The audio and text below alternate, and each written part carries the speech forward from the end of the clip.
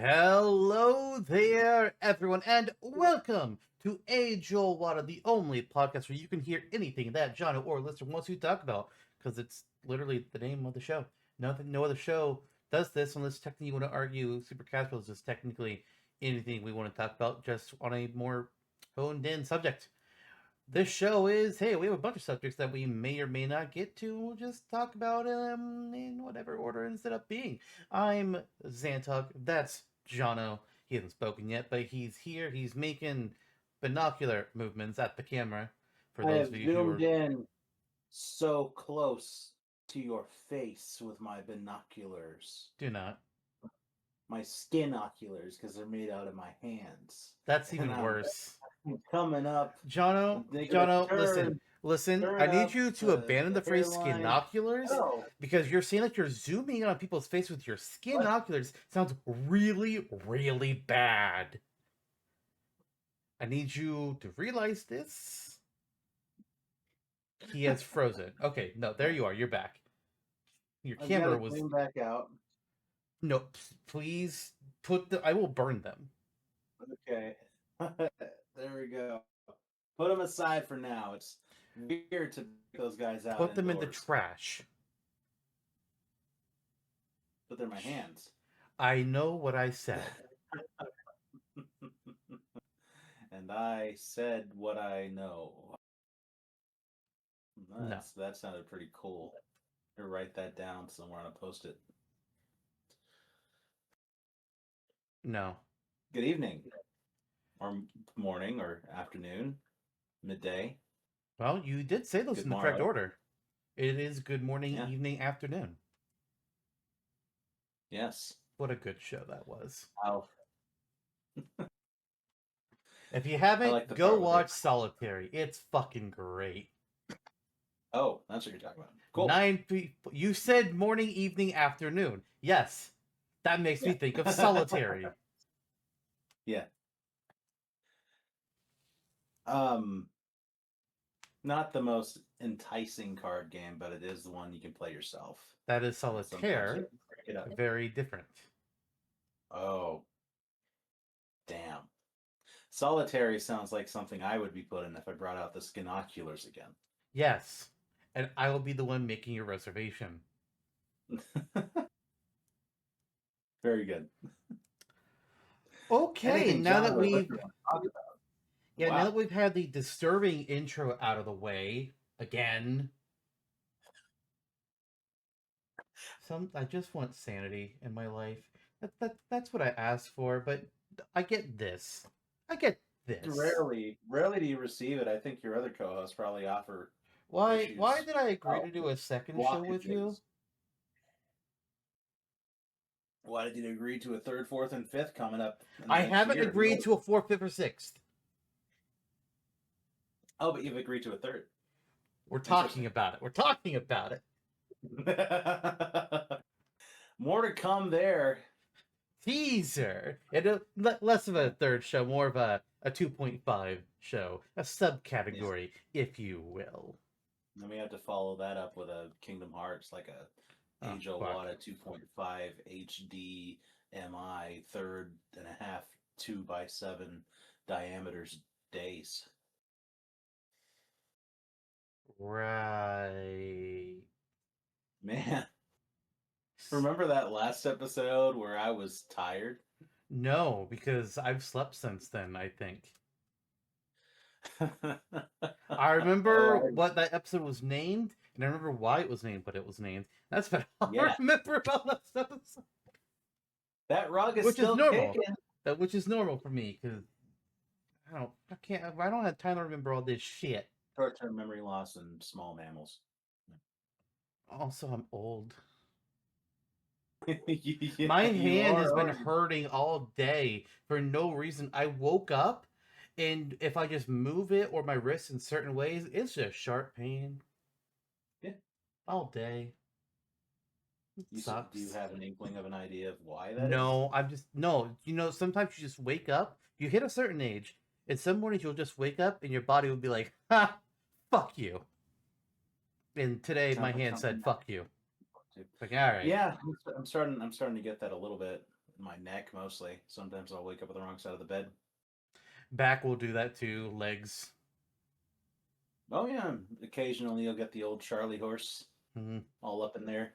You're trying to stretch your leg out. It's like, oh, good times. I haven't hit the millennial heave yet. The viral contractual sound that you make when you lift yourself up out of bed. Ah, yes, yes. I do that when I Ugh. get out of my chair. Yeah. Technically, this is middle age.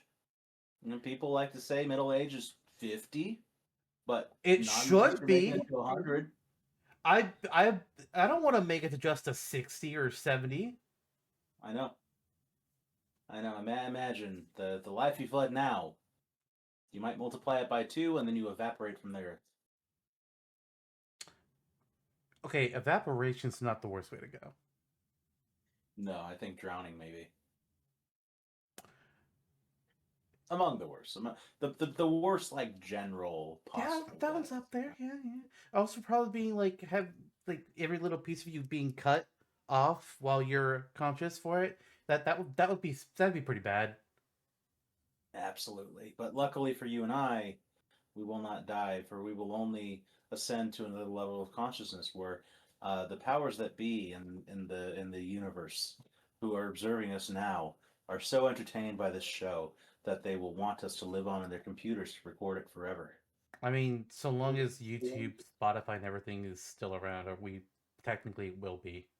So Can you imagine living inside of a computer with me for all eternity? I will continue to find digital cliffs and throw myself off them. I think that we can find. It'd be interesting to see where we like lay our hats. I might retire in Lumbridge. If those servers are still up 1,000 years from now. That won't be where I retire. Yeah, I can make friends with a Squidward sprite sheet.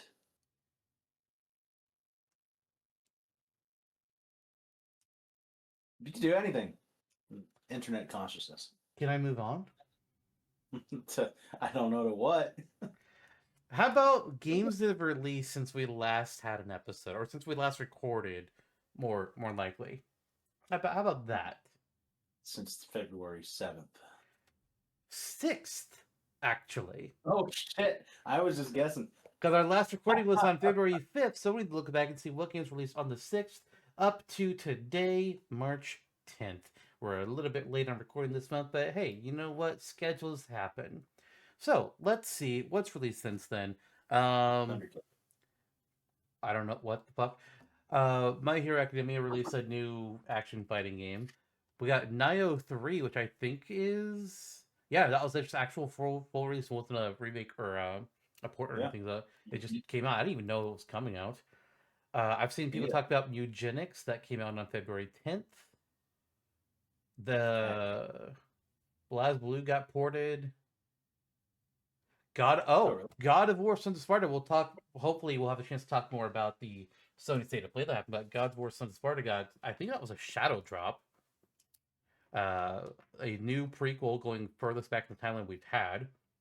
We got a new Mario Tennis, where the story is they get turned into babies, and we finally had the first reveal of Baby Waluigi. Baby Waluigi. Oh, is yes. it something to look Yes. at? Yes. Yes. Yakuza Kiwami 3 and Dark Tides released, and who is their controversy? Yeah. Surprised to see the review scores were not that high. Yeah, it's a thing. We got the Rayman 30th Anniversary Edition. Mm-hmm. We got Rune Factory No, I think that's a port. The new Rune Factory got ported. Factory Garfield? Oh. No. Stop it. We got Virtual Console came to NSO after being promised last year. Yeah. Subnautica and Below Zero came to Switch 2.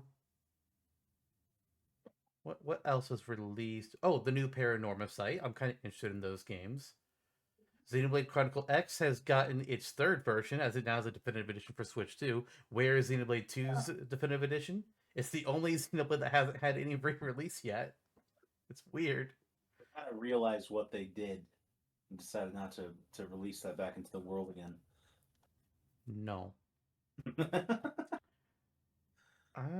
Anything else? Oh, Pokemon Fire Red and Leaf Green got released on the Nintendo Switch. Yeah, talk about controversy. Yeah, Resident Evil Oh, Requiem hell yeah. now released. Yep. Tales of Berseria Remastered has come out. Pocopia. And yeah, Pokemon Pokopia. I haven't played it, but I've seen some of it, and I've heard some good things. If I liked that genre of like farm sim type of thing, I would be playing it. But unfortunately, Mm-hmm. not my genre. But I have heard from people who also don't care for that genre, and they said that it's incredible. So, hey, I was very surprised by the extremely positive outburst, like from critic reviews and the general public. And I mean, I enjoyed Dragon Quest Builders 1 and 2, and that's from the same team. So I guess at some point I'll pick it up. I just need to get my head wrapped around this whole video games are $70 to $90 now thing. yeah, Because it's like, could I get Pocopia or could I buy 5 games that are 2 to 3 years old for $120, which I just yep, did. You yep. know. hmm that's why I didn't buy Resident Evil Requiem right away, which that'll go on sale at least. We all know Pocopia won't because it's a Nintendo game. Yeah. Woo! But you could always get it from one of those shady back alleys where they just resale. Get your console bricked. Just don't get a used copy from GameStop because it'll be for the same price as the new copy. Yeah. Oh my God, that's the And other yet, thing. on trade-in, they'll give you $10. Yeah, right. I am done with. I abandoned GameStop finally, eternally after this last year when their CEO decided to get on a political platform and revealed that they were on the opposite side of said platform than me, which was Fair not enough. surprising. Yeah, I'm Very not very surprised. profiteering, but yeah, they have since collaborated with the White House on a few posts. So GameStop has? oh yeah, oh yeah, oh yeah. Jesus. But yeah, I mean, the trading policy has always been sharkish and ridiculous and Yeah. stupid. I'm glad that that's one of the benefits of living in an internet age. Because back when I was a kid, going to GameStop it was like, wow, this is great. Then you learn about real thrifting and eBay and how they're much better. Yep.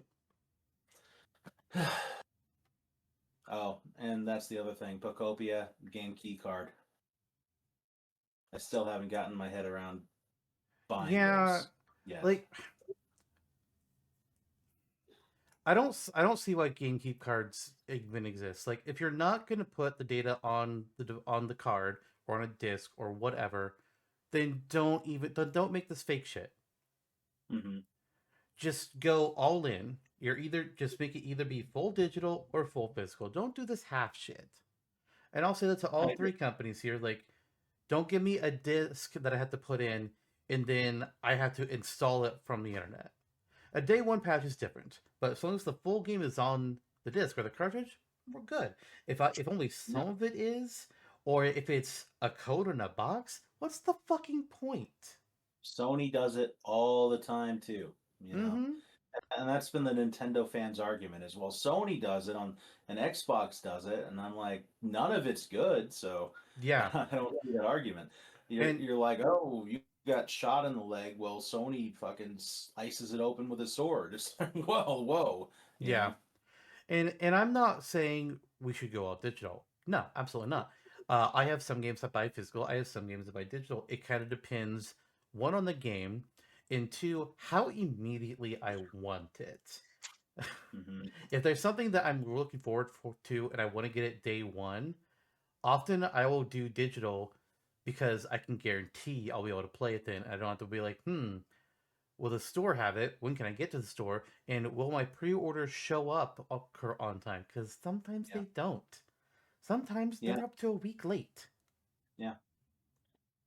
I agree, and I'm still married to the idea of physical gaming because it's the great resale of it all. It's making sure that you have this tangible copy that cannot be deleted from your shit in Yep. 10 years. When Yep. the PS5 becomes an offline console, I don't want Sony meddling with my shit and deleting things from the ether. It's what's going to happen with the Nintendo Switch Online. All of those arcade games and retro games that are on NSO right now that we're all enjoying, there's not the path to purchase.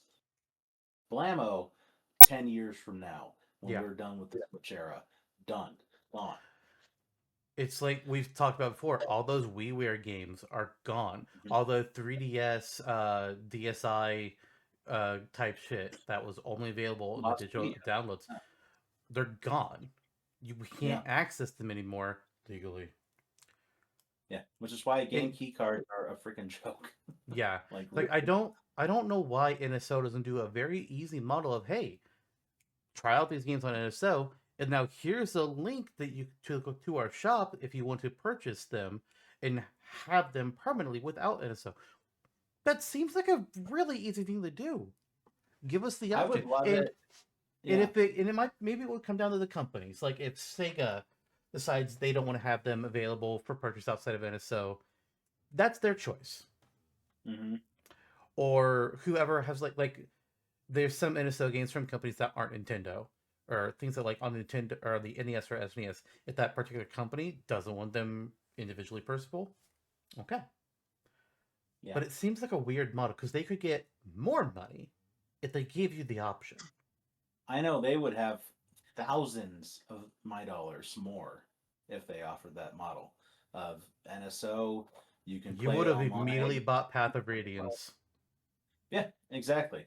I I would have paid full fat for that. They wanted to charge me $60 for that shit. I would have bought it. Not saying that's good. It's not a good. That's not a good It's model it's either. it's not. But still, I mean, they can Here's a like good they're question for you, and we can segue into this after we get to this point. What do you think would be a fair price for buying a unenhanced port of Path of Radiance on Switch 2? $20. $20. I think I would be willing to do, I would say probably 30 for me Yeah, I agree. because I mean, one, I didn't play Path of Radiance, so I'm a little bit more willing to pay more than that. I might even be willing to go up to 40. Well, I'd have to see how much it sold for on release, actually, to really answer that Sold for question. 50. Sold for 50? Okay, then I think 30 is more fair because it is an old game Mm-hmm. and there's a good amount of content to it. I think Yeah. 30, I would be willing to go to 40. I wouldn't like it, but I'd be willing to. And now we segue to Pokemon Firewood and Leaf Green. Yeah, that's right. I was kidding. Yeah. So Yeah. for Pokemon, well, before Pokemon Day, really, they announced, hey, Fire and Leaf Green coming to the Nintendo eShop, not NSO, the Nintendo eShop. And it's technically not a straight port because they did make some small adjustments. There is now a profanity filter when doing your names. By when you beat the game, you can get the event key items. So get for listeners like, oh, The that's very autos. Yeah. nice, and it's supposed to get Pokemon Home support at some point in the future. So okay, that's good. But it's $20 per. Yeah. Now, I'm willing to pay 30, maybe up to 40 for Path of Radiance, but I think 20 per Fire Red, per Leaf Green, that's a little much in my opinion. Yeah. These are Game Boy Advance games. They do not have quality of life enhancements. They give us the legendaries, which is like, okay, that's a very good improvement. I applaud that. Good job. But I think 20 is too much. I think 10 would have been a great price for each. Or Yeah. even 15 and you do 20 as a bundle. Yep. Or even 20 each and 30 as a bundle. That would be So better because that effectively means 15 each. 15 each and 25 for a bundle. Yeah, any sort of modicum of saving. Yeah. It's just it feels too much. Hmm. Yeah, it does. And I found my mind is a little blurry on this now, but I remember when it first came out, reading like the Q&A that the Pokemon Company or Nintendo put out about like, and it's like, question, why didn't you release this on NSO instead of and you are instead releasing it as a $20 download? And their answer was so opaque and ridiculous. It was so silly. They were just like, we thought it would be fun to release it on the download. Yeah, I don't. It's like, wow. Again, I We don't. I thought don't it would be understand it. fun to Like charge you again, $20. Yeah. give people the option. Put it on NSO and put it on Yeah. the eShop. And It's also have because like online trading and online battles. Fuck. yeah, there's no online battling or trading with them. There's local. You can do local Mhm. battling and trading, but there is no online. There's theories that they couldn't do too many updates to the code because then they'd have to go back to ESRB and then they get slapped with a higher rating because the game corner. I don't know if that's true, but we do know that the ESRB would slap a higher rating for the game corner. But would they have to go through a re-rating of it? I don't know for sure and I cannot comment on.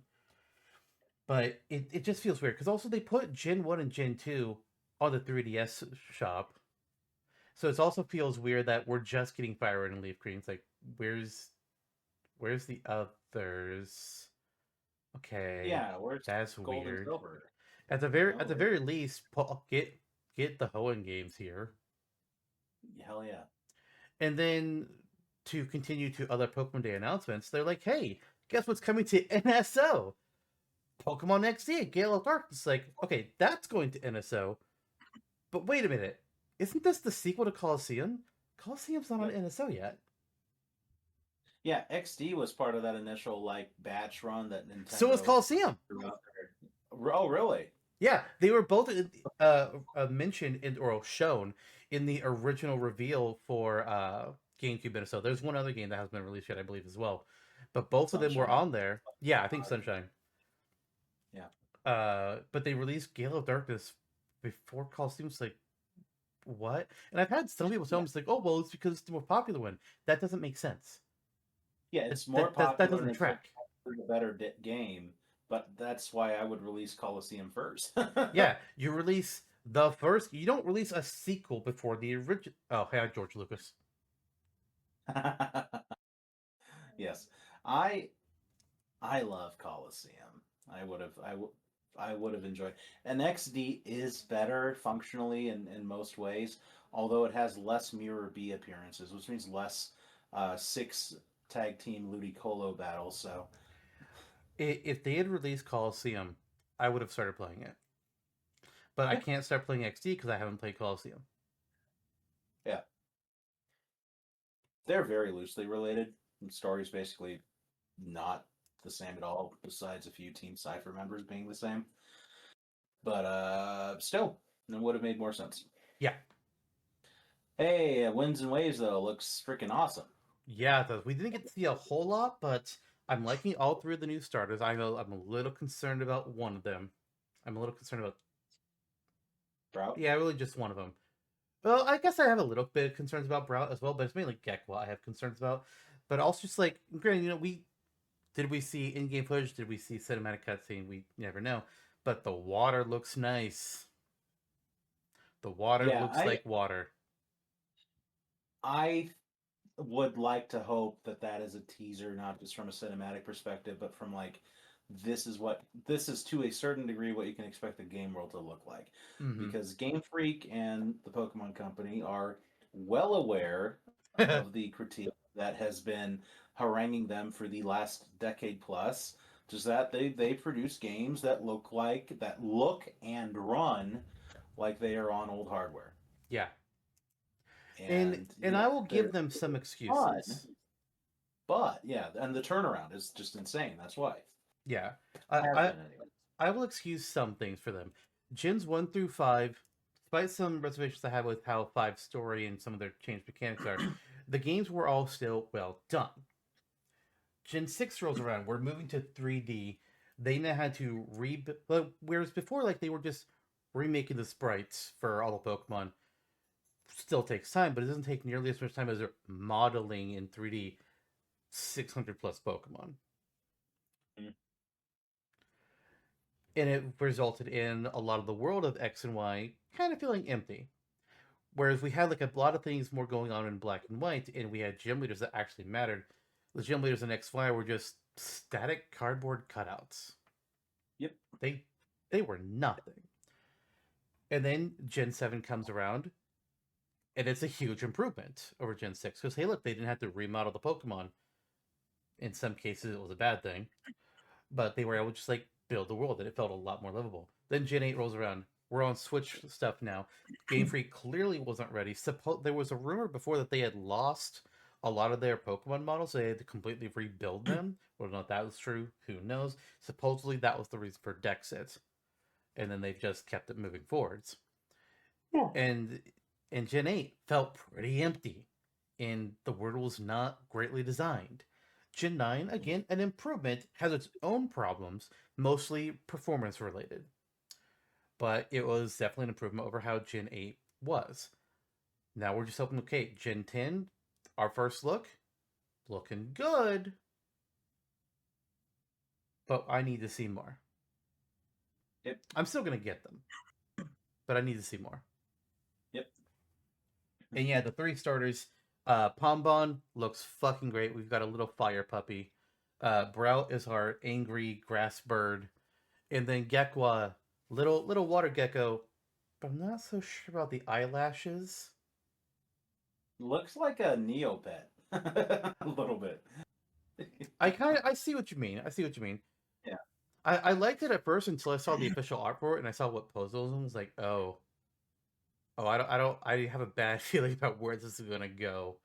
I think Gekwa is gonna be it's gonna be a humanoid starter. That's my guess and where we're Oh, going with it. brother. And I was like, oh god, why? Yeah, I hope and believe in Pombon remaining quadruped. I think I mean, becoming a Growlithe like evolution. I would say that it's a safe bet, but then look at Litten. Yeah. Would anybody have Oh, predicted that Litten would become Incineroar? No. Absolutely not. and that's what earned it its spot in Smash. But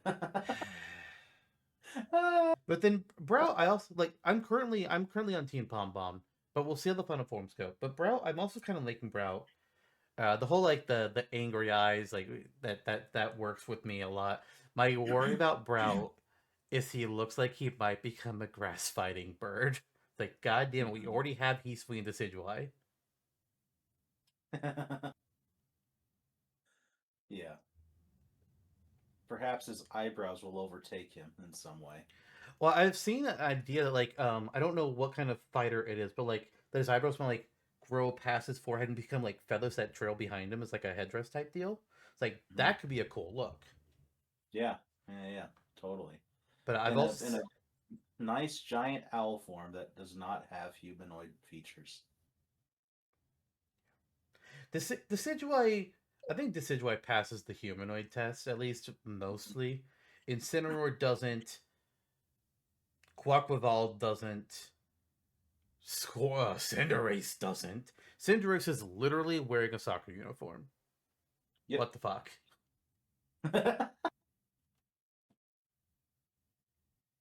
That's my other worry about Gekwa that I've seen voiced online quite a bit is like I hope it's not just Inteleon 2.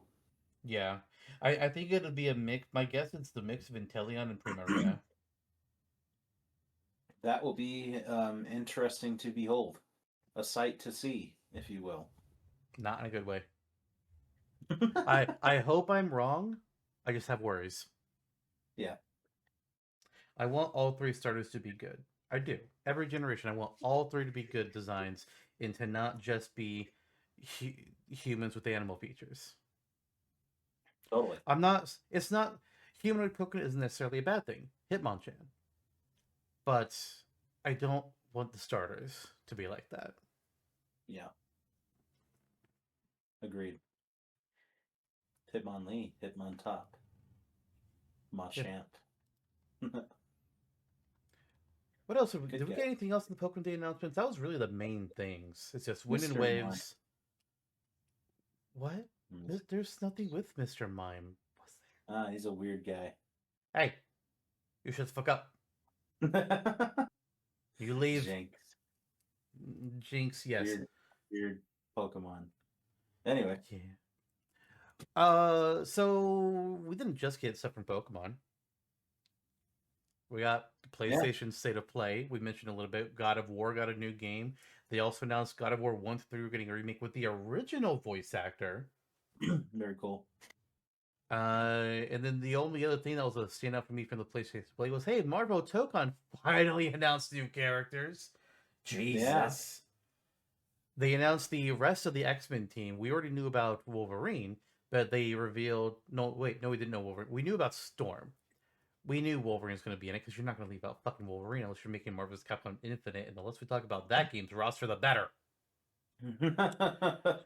But they revealed Wolverine, which standard, Magic, who has been breaking out into popularity the last several years, and deservedly so, and shockingly Danger, who was not on my radar. Like you've seen me post some Marvel fighting game rosters.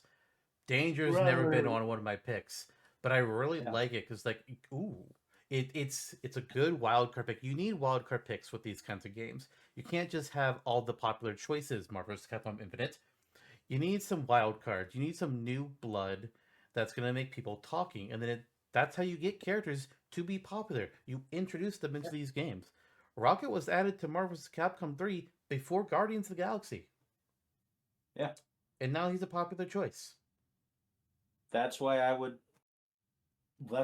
always been stumping for my boy Glob. I don't know if Glob works.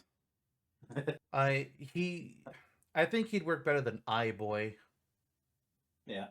But I don't know how well Glob would work. Armor would be a better choice. You're looking at iBoy right now. There's a reason why I said iBoy. I'm actually looking up the State of Play reveals to remember what all was going on. They also revealed New Castlevania. Another game with Trevor was a surprise. Oh yeah. Yep. It's only this. I had some people be like, "Wow, they're doing Trevor, really?" It's like it's Trevor's second game. Shut the fuck up. And his first game has borderline no story. It's his second game. They adapted his stuff into an anime. He's popular now. Makes sense. Yes.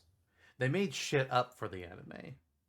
Yep, they did. And they combined a bunch of different games together and just like, let's have Trevor be the protagonist. He deals with the other characters that he never met. Like the Count of Saint Germain. Great character. It was awesome. Don't get me wrong. Yeah, that was their chance to give Lords of Shadow a nod. I'm surprised that they included as much of that as they did in there. Because it was never going to get its own thing. Nope.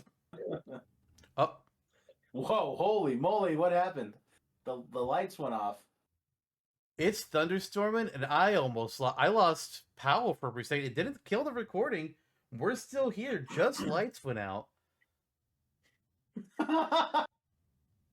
What? I think that's the first time that ever happened in our recording expeditions in 7 years. You know, I'm going to make a brief sidebar to the time that I was streaming Ni no Kuni, and I'm fighting the post game super boss, and my power cuts out right as I'm like minutes away from defeating him, and then it didn't come back on for like 2 hours, and I had to come back the next week on stream to finish him off. I was pissed. He was such an easy fight compared to the final boss of that game. That game's final boss is bullshit. Mm-hmm. Very true. Anyways, was there anything else on the State of Play that you want to cover? Just generally, like, wow, it was actually a good State of Play. Kudos to Sony for turning that one out and making a memorable show. Show me the Wolverine game, god damn it. Yeah, no. I need it. Nothing that you haven't already touched on. I'm very excited for Tokon. I'm very excited for Castlevania to be lifted out from the grave finally. Like between that and the David Hayter Return for Metal Gear stuff, and the Master Collection Volume 2 and Delta. I'm like, are they finally turning around? Are they finally realizing that people want to play video games and not Well, pachinko all the time? well, I mean, Sony did just shutter Blue Point, Yep. so I don't know if Sony is learning anything. I just meant Konami, but yes. Well, maybe Konami is. Sony, Literally. jury's still out. Yeah. Sons of Sparta, I mean, that's kind of cool. I think that's kind of representative too of what I think PS5 is, and Sony platforms in general tend to miss, which is are like those smaller experiences. And so to tie that in with a mainline series is kind of neat. I am interested in playing it. Apparently, the original creator of God of War hates it. I don't know the full Oh, details on why, but he ain't kind about Sons of Sparta. I vaguely remember. I very vaguely recall and could be wrong that the creator of God of War is a controversial figure in general, Huh. and perhaps has some. You just shouldn't value his opinion very much. Well then, We'll see. Yeah, but yeah. I mean, either way. I mean, I'm curious too. Sons of Sparta could be a controversial flop, for as far as I know. But besides his words, I just haven't heard that much about it in general, but also negatively. oh yeah, he has had some pretty pretty controversial things to say at the very least about God of War. I haven't seen anything else. I'm just looking at him right now. It's like, oh man, guy, maybe don't talk. I mean, I'm not saying every one of my takes is correct. They are, Yeah. but I think that after three, like he hates the Norse games and basically anything that he doesn't touch, he yeah. hates. Apparently, he says God of War was never about family. It's like, I mean, sure, it's about murder and during and gods and betrayal and everything, but it was also literally because of family. Yep. So, Doesn't know how to digest his own shit that he wrote. nope, Pretty incredible. not uncommon. No, extremely Uh, cool.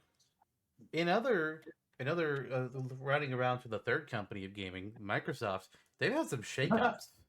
They've had some fucking shakeups. Phil Spencer's out. His number two is out, and now I don't remember her name, but an AI executive is in charge of Xbox. Like, well, there They're goes the done. ship. Put a They're fork in it. done. Put a So fucking fork in it. they did release an internal memo that obviously got leaked, saying that they don't intend to put AI in the games. Like, okay, the fact that that's in an internal memo and not just like a PR statement, it's like I kind of want to believe that, but that's just the games. The Mm-hmm. console's gonna be hit with it. Console's gonna be Yep. hit with it. Which Project Helix got announced. It's supposed to be the next generation of Xbox. Where it's like, hey, you can play Xbox and PC games because we're dying. Exclusives Essentially. don't exist. There you go. Hooray. So here's your glorified computer. Yeah, and You it's probably been just played rumored for me like the on last a 2 years that the next Xbox was basically going to be a custom built PC. But that thing's going to be even more expensive than current consoles. And it'll sell some Yeah. numbers. It's going to be even worse than the Series X. Yeah, I don't see the pitch here. PC gamers are not going to buy a Helix No, because PC they have a gamers will not. PC that they can Exactly. mod. And yeah, it's vastly superior because you control the specs that you're putting in. The people that care that much about how a game moves and looks are going to stick to PC. Yep. Which leaves you again, people play consoles like troglodytes like you and I, oog, ugh, ooh, ah, ah, because there's exclusive games. And whether exclusivity is great for the market or not, that might change over the next several decades, whatever. It's a hot button topic. But right now, in this moment, you can only play Mario legally on Nintendo systems. you can only play God of War on Sony systems. That's why the Switch 2 and the PS5 have a heartbeat. Sony is even going back to being isolationist. They're not doing PC ports anymore. That didn't last very long. No. So I guess they just didn't sell enough units for it to be worth it to spend more Yeah. manpower porting them. But it's just like, all right, they're leaving PC. Xbox is going further into PC and Yeah, also and at the same releasing their time, games on Sony. yeah, and Nintendo. It's like, what the hell? Nintendo's never going to be another console. They wouldn't even let Samus be seen on other consoles' Fortnite games. Nah. That's a whole other can of worms. That's like freaking stupid on their part. It's, on one hand, they don't need Fortnite. On the other hand, why? Like, it's Yeah. not this big deal. I understand making them only purchasable on Nintendo consoles, but not even viewable? Yeah, it's going too far. Yeah, totally. I mean, fucking Kratos is in Fortnite. Chief is in Fortnite, right? Like, Fortnite has the weirdest crossovers, man. We've yeah. got buff ass Peter Griffin. Yeah, We you have do. characters who should not who characters who in their curiosity detest guns. Using guns. Yeah, like Scooby Doo. Oh god. You have the Simpsons universe just kind of built in to the fucking game. It's just like I'm not talking shit on Fortnite, but it is such a weird set of crossovers. It's unreal. No, if you had told somebody 10 years ago about all this, nobody would have believed you. Yeah, perennial. It's a perennial game. Like it's just keeps on, keeping on. It's weird. Mm-hmm. Yeah. Project Helix is a thing. Yeah. It's a thing that is gonna tank. I don't see any other way around it, and I kind of like, why do they keep trying? It's kind of embarrassing at this point. Just pull a Sega and just bow out of making the console. I mean, the first Xbox, was fine. It was their intro. Sure. 360, they made a good console. Mm-hmm. Then they made the Xbox One, and they had the dumbest reason for naming it that way. Because they're like, oh, people keep on calling the Xbox 360 the 360 the Xbox. So we should call the Xbox One we should call the next one the one Xbox One, because then people will just call it the One. Instead, we all called it Xbone because Ah, ah. One is a terrible name. It doesn't mean shit. 360 is unique. Yep. And they got mad at that. They did not like that people called it the Xbone. It's like, well, you should give it a better name. And then Yeah. they will somehow they rival Square Enix for dumb shit names. Microsoft as a company does. Because then Yep. the next one is like the Xbox Series X. Like, boy, the grandmas buying stuff for their grandkids at Christmas are not gonna know what the hell to buy. Mhm. It's like worse Wii U. Yeah, especially when you have like Xbox One X, Xbox One S, Xbox Series X, Xbox Series S. What's better? Are these all the same thing? It's not clear. It's Wii Yeah. to Wii U all over again. Yep. And it pervades Microsoft as a company. Like, weren't they the ones that were like, we're not going to release Windows 9. We're just going to skip straight to 10 to be in the new generation? Or was that Apple? Or was it both of them? No. Microsoft did that. Supposedly, there may have been an actual reason for that because of Windows 95 and 98. There may have been like an internal code type deal that would have screwed things up. They had like Oh, Windows 9. I don't know the validity of this, but I've read about that recently. So there may have been a reason for it, but they just gave a stupid PR reason. Yep. Like at that point, abandoned numbers. Yeah. Windows 9, NINE. Windows AI. Yeah, everything AI. The future is now. Kill me. I know. I'm gonna have to drink a whole cup of water I, before finishing I that I'm prompt. I'm getting a new computer sent to me for my new job, and because Windows 10 is phased out, it has to have Windows 11 on it. So I've been looking into how to rip out all the bullshit AI so I don't have to deal with it, and also change as much as I can to work how it did for 10. Because 11, it's just not good. It's not. People, you can't defend it to me. Don't even try. Windows 11 is bad. Just get a Mac. I had to use my dad's Mac a couple weeks ago. I could not find shit for shit. Yeah. Like, where is anything in this?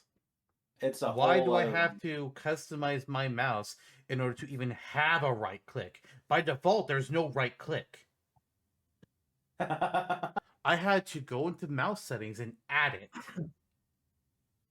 I've been quite mystified by Macs for forever. It's like there's an intentionally backwards kind of way of operating it from compared to a Windows that they just kind of did intentionally as like a brand thing. Mm-hmm. I was like, why?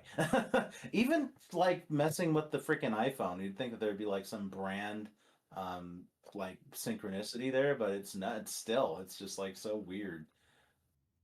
The company that changes the iPhone port just to make you have to buy a new charger. Okay. I know, I know. I've got it right here. Ta-da! I got something that doesn't make me do that bullshit. Nope. I just plugged it into my computer. That's also now a lightning port because now fucking everything followed Apple's suit. Oh, bless you. No, Oh, I your moved my hand. hand wrong. That hurt. Shit. Well, there's one more video game announcement we can kind of talk about before maybe we move on to other topics. Super Mario Galaxy movie trailer. It came out. Yeah. It's here. They revealed that we finally got to see Wart, which we kind of were suspecting Wart would be in it after the previous trailer showing Birdo and Ninjas and I forget who else. What other Mario 2 characters we saw? Mouser. We was like, oh, maybe Wart's gonna be like in charge of the casino or something, and it turns out he is. We got a voice for him, Louise Guzman, which is like, oh fuck yeah, I love that pick. I think what was her name? Issa Rae, I think, is Honey Queen. We didn't see Honey Queen in the trailer, but they announced that. And voicing Yoshi is Donald Glover. Yoshi. I That was what pretty nutty. I'm like, he doesn't say anything but Yoshi. Why are you getting a high profile actor for that? Just get an intern. Dude's a nerd. Maybe he wanted it. Maybe. I don't You know? know. That was pretty incredible. Like I was all about that. That was hilarious. um, it was like the positive version of announcing Chris Pratt as Mario. You're like, oh yeah, Donald Glover's Yoshi. You're like, what the fuck? Yeah. He's so cool. Luis Guzman's a great choice. I don't know a lot about Issa Rae, but yeah, cool. Connie Queen's there, makes sense. Yeah. Like I didn't really pay attention to the voices when I was watching the trailer. I picked up that he had the voice, and they announced that it was him. Was like, oh, I love this.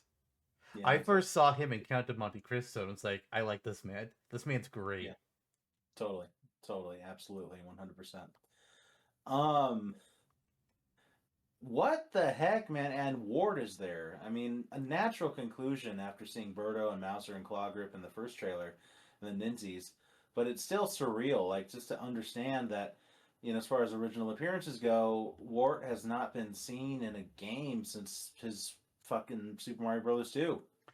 I think it was in something else, but it was like a smaller crossover or like a spin-off type deal.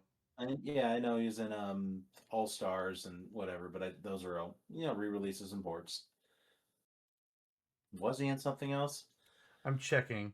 Even Technically, he's in so. Super Mario Maker 2. And is that What? really it? Oh, well, there you go. Oh no, no. Oh, his sprite appears during one of the sound effects. But yeah, beyond that, Wart has not been like had an actual presence in a game since Mario 2, unless you want to argue Link's Awakening. Oh yeah, I forgot that he was Mamu in that game. Yeah. Those are his really only appearances. I would count that, but also, I mean, you don't interact with him much beyond talking to him a couple times. Mm-hmm. That's that's really surprising.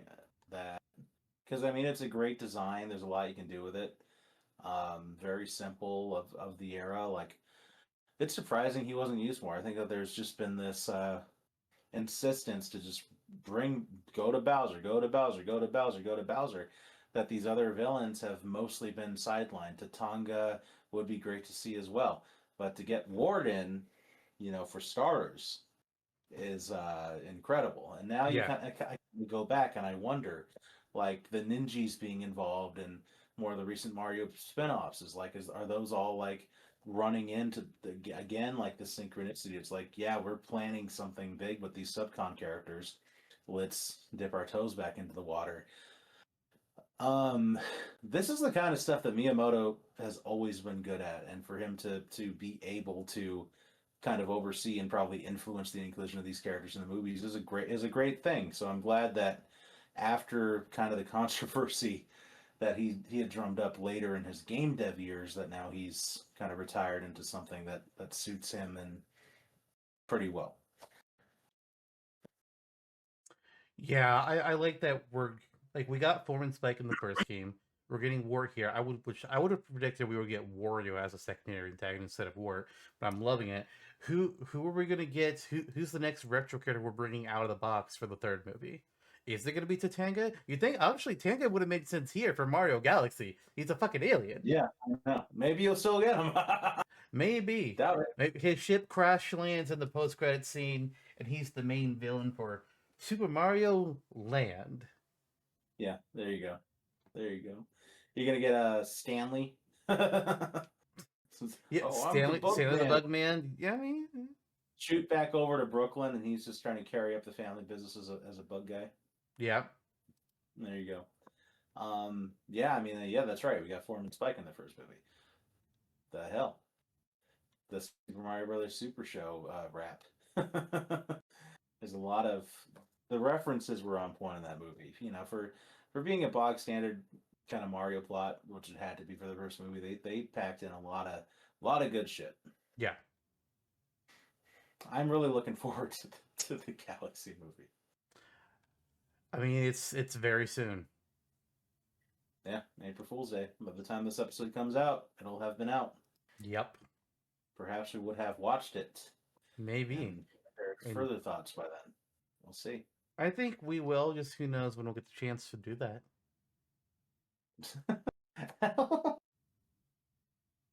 I mean, laughing like a cartoon mouse. It's like you're Jerry and you just flirted with me, a female mouse.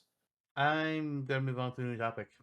Like, hey, baby, you want some cheese? And then Tom No, hits us with a steak.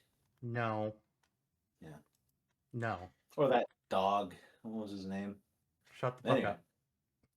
That's a weird name for a children's cartoon animal. Moving on. Jonno, you have things to talk about. Talk about them.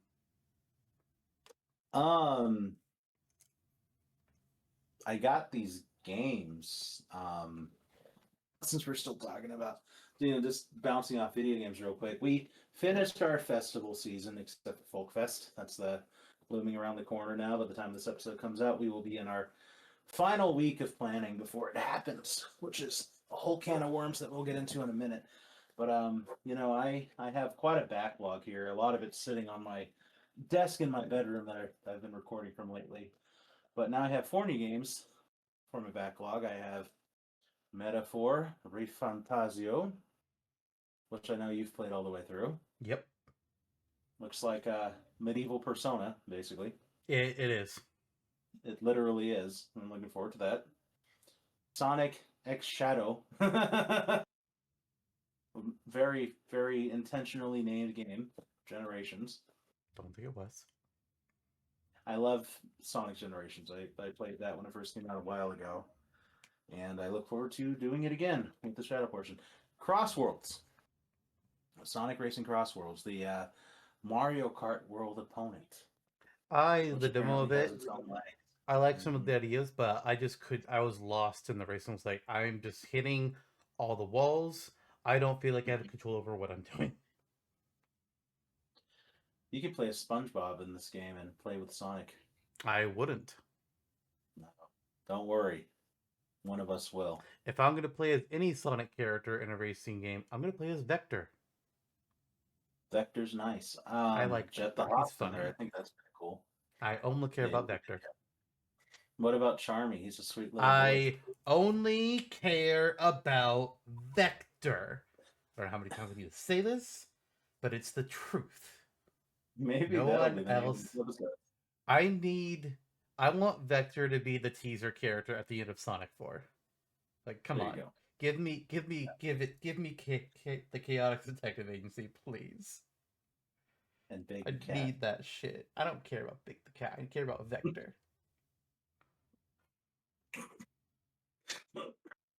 E102 Gamma. No! What other games you got? Star Wars Outlaws. Which apparently it's like a cyberpunk situation. Now that it's been out for a year, it's good. Oh. So it got patched to shit, and apparently it's pretty. Stop releasing decent. games unfinished. Stop maximizing profits and minimizing player fun. Yeah. What I will give Ubisoft is I'm surprised they haven't dropped that Black Flag remake yet, because they're reworking the engine and actually trying to. It kind of feels like a winds and waves situation where like they finally revealed it like 3 days ago. I know. Resync. It's like, okay, yeah, that's a title. One of the I know, right? It's one of the worst kept secrets in gaming. There's been a lot of those lately. The Persona 4 remake. Mm-hmm. Yeah, totally. So, what's that in your hands? What are you holding for me? Nothing. What are you shaking around? Nothing. Something. That feels like there's a puzzle afoot. Oh, well, if I must. You were talking about games that you recently acquired, and I assume will maybe play in the near future. If you don't get taken apart by other things.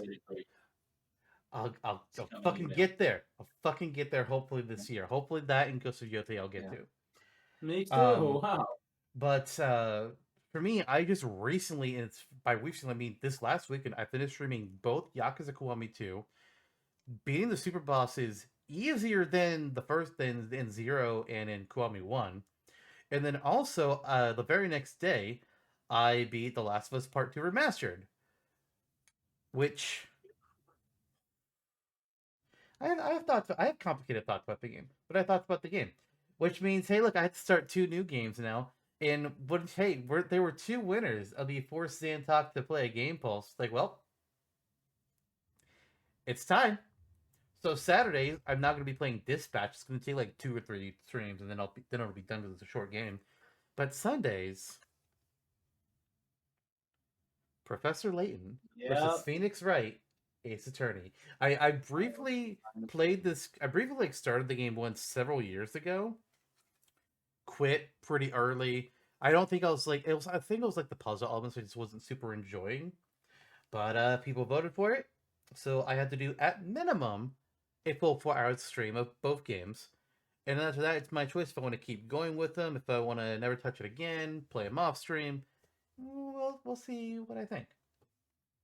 You may be surprised how much you enjoy touching Professor Layton and Phoenix Wright. Good game. Oh shit. The game is in that case. Yeah, there you go.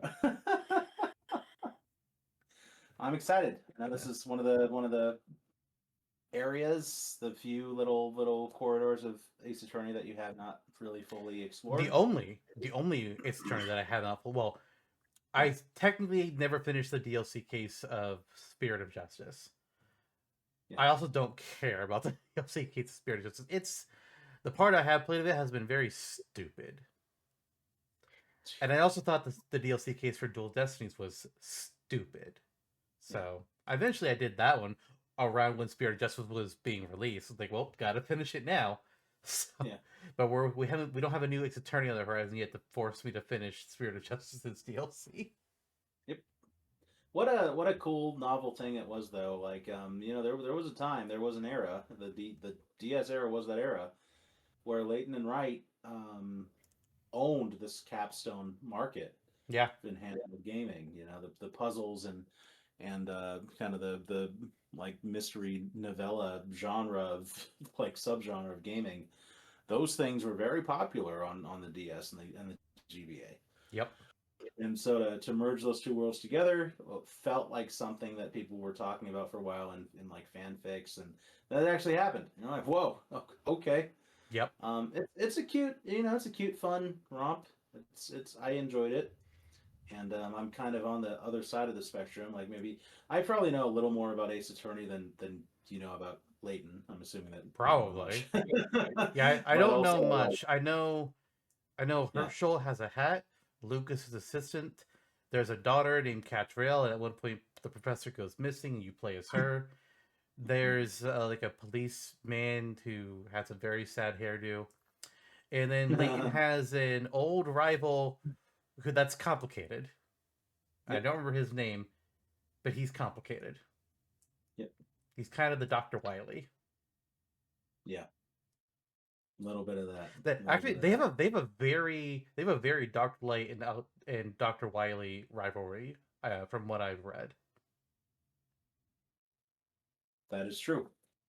That is true. So it's been a while, but I've played through most of the Leighton games, and I don't know, from that perspective, I look forward to you exploring the world of puzzles, and then being treated to some Ace Attorney along the way. I mean, I also had bought an actual Professor Layton game at some point. I think it was Curious Village, and similarly, I quit it early on. Just the puzzles.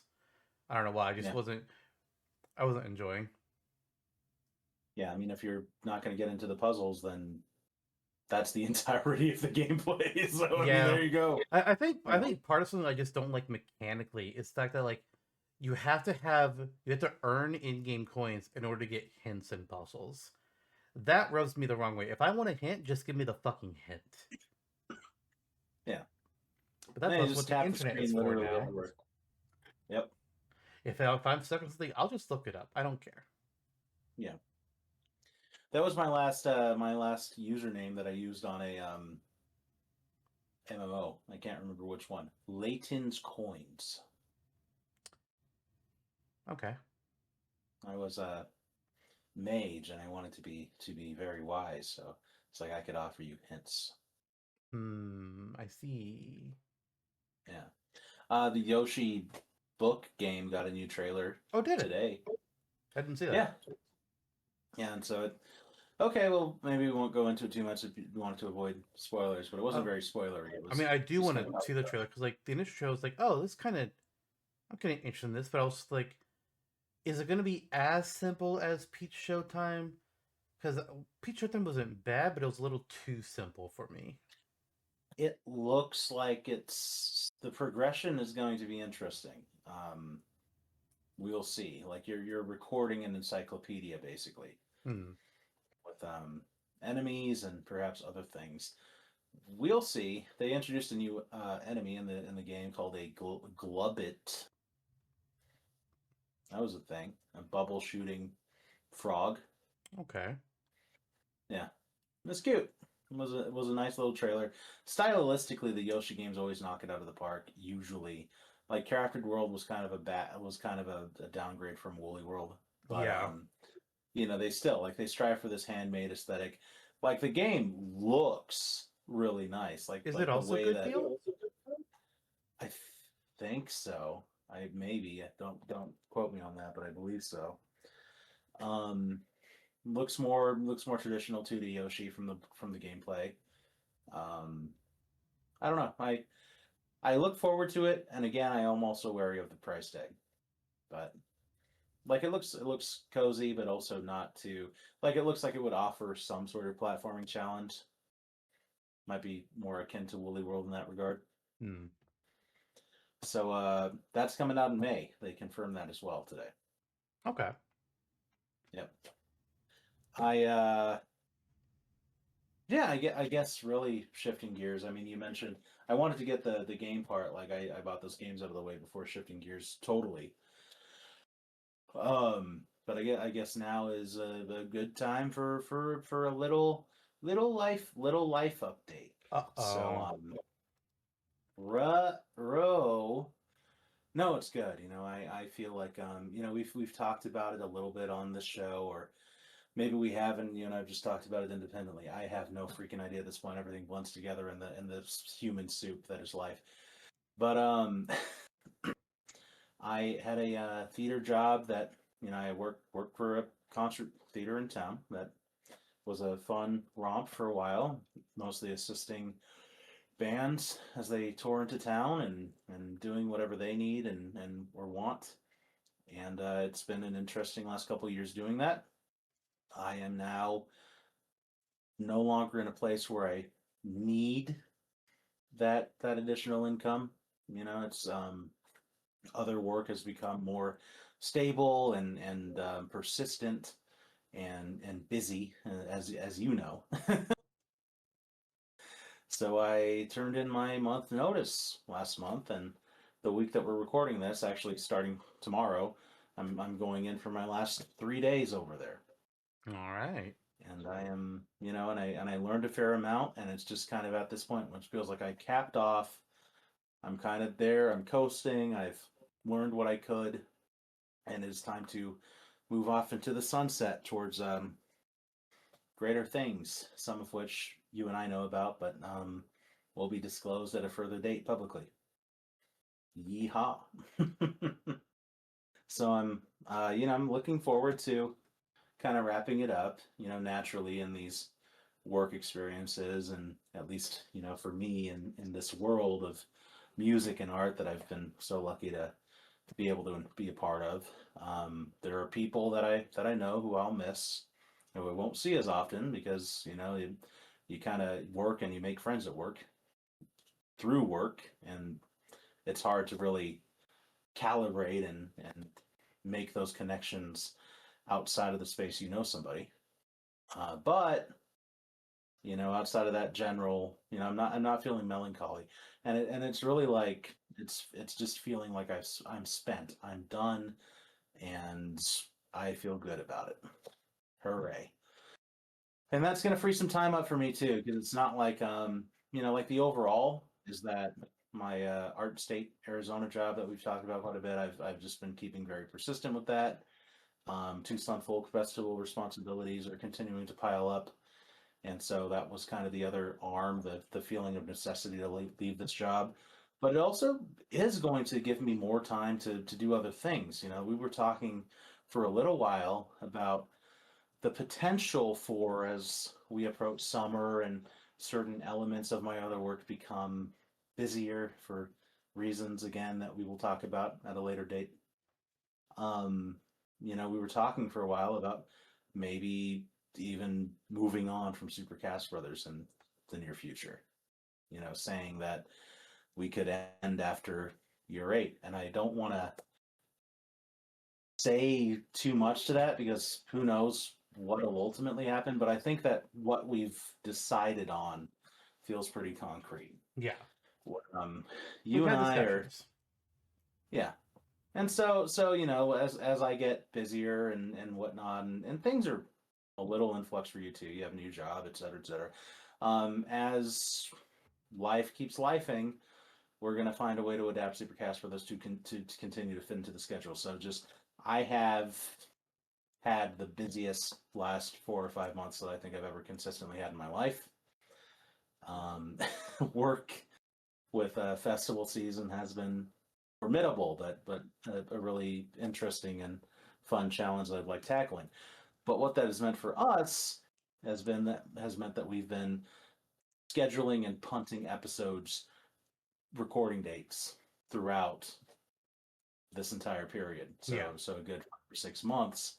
I would say, especially since from like early December to now to mid March has been pretty sticky to Yes. pretty difficult to navigate in terms of recording Super Cast Brothers episodes and AJOLWTTA, but And AJOLWTTA kind of solves itself because it's once a month. it's not a new thing Super either. Like Cast Brothers, this has been happening the last 2 or 3 seasons as well. And yeah. we've tried different things. We've come up with different solutions, trying something else each year. Like this year, we've been recording a lot in bulk to try and get as caught up as we can. And even then, we're honestly not as caught up as we wanted to be at this point. We wanted to be in fucking May or June recordings done, and we're not. We're actually not really that far ahead. But we're just scratching into the first week of April with this one. Yeah.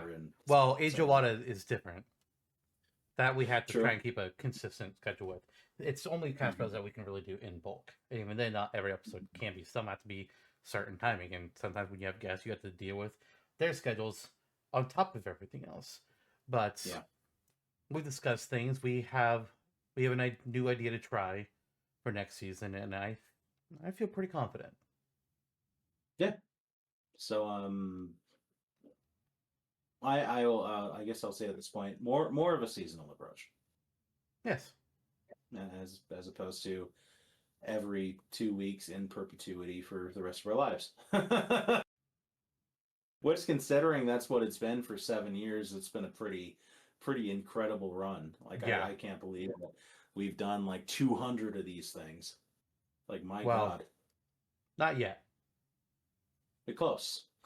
Very close. We're close to 200. We'll hit 200 this season, I think. That is pretty incredible. Actually, no, we won't. We will not hit 200 this season. Next season, we'll hit 200.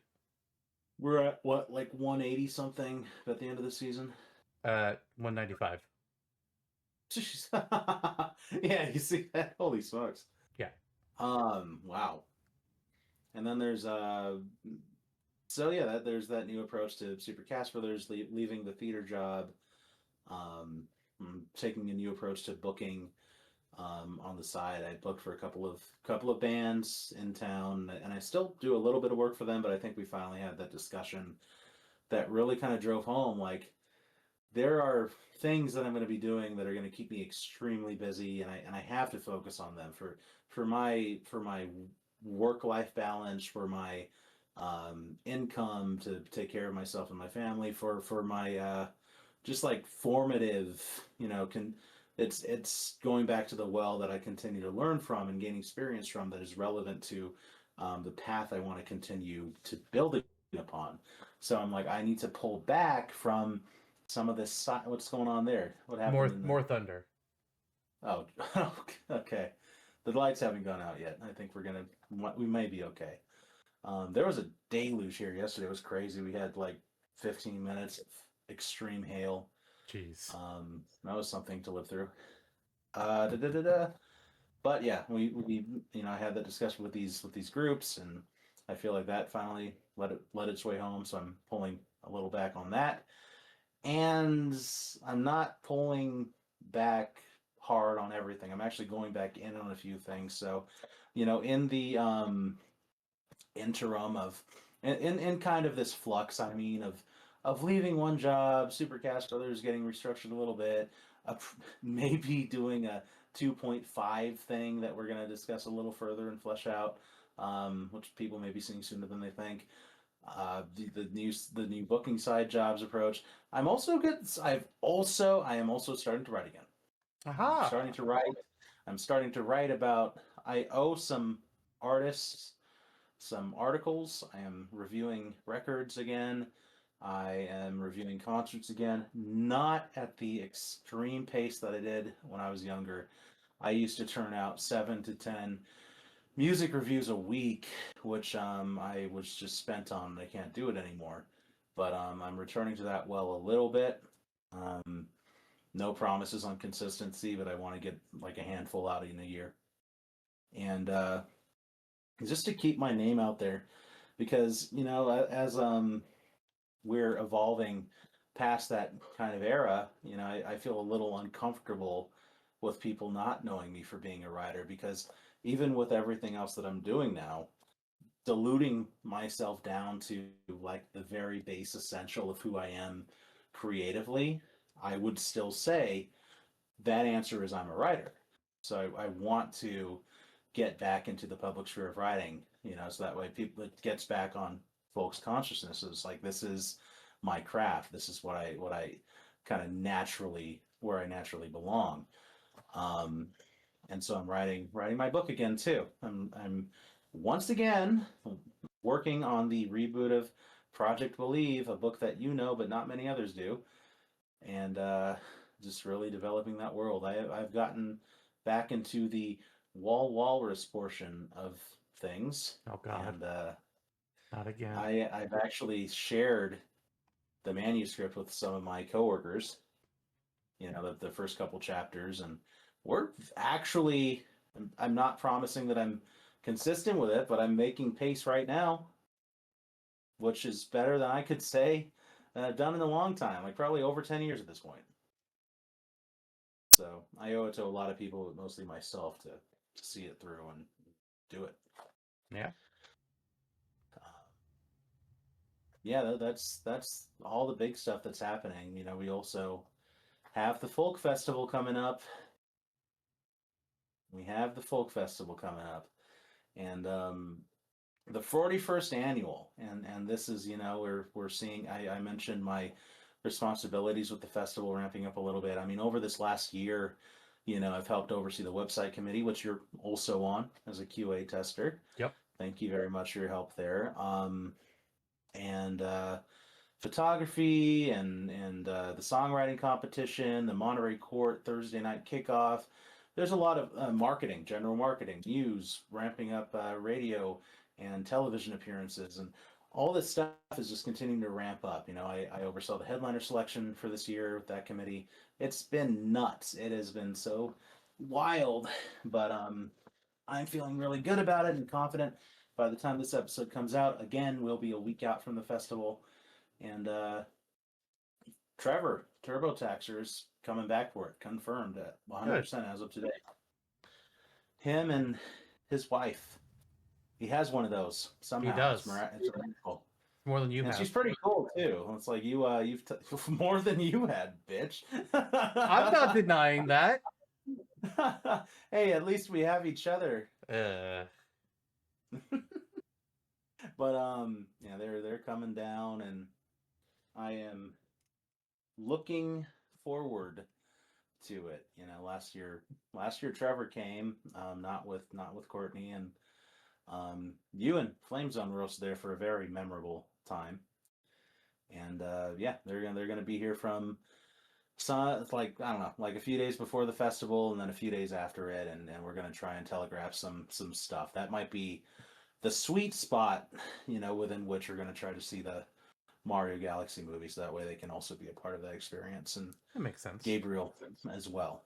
So Gabe wants to get in on, for another guest from Supercast Brothers and a coworker and friend of mine, basically wants to make the most of this experience of having our friends out here too.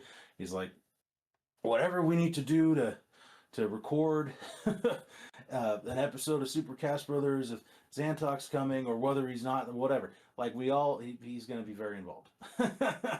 Good. So I'm looking forward to it. And, in a year from now, the folk festival will, and I think my input and your input may change and ramp up a little further. So this is going to be a nice gut check year to have some friends in town, kind of like a calm before the storm feeling. And I look forward to it, as always. Other than that, I mean, we just moved through like multiple other events. I think I told you already on this show that we have gone nonstop with a major like concert event or festival every weekend since the December 31st, which has basically been the case. I think there might have been 1 or 2 weeks that were exclusions. Yeah. But that's been the case for... You'd think it'd be spread out better and not be done in fucking winter. Granted, the state that you're in doesn't have winter, but... Yeah. Winter is quite different in Arizona. Winter means that's when everybody goes out. And that's when most cities want their outdoor shows to be.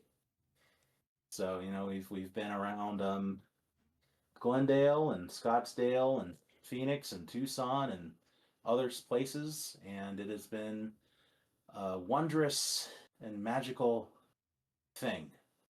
And now we are here, and I'm here with you, live on AJOLWTTA. We're not live. This is Well, pre-recorded. in this moment, in this very moment, right now. Well, anyway, Anyway, that's life. in comparison to my life, not really much to talk about. I mean, I've started a new job, which is very nice. We're not quite at the full-time point yet, but we will be very soon.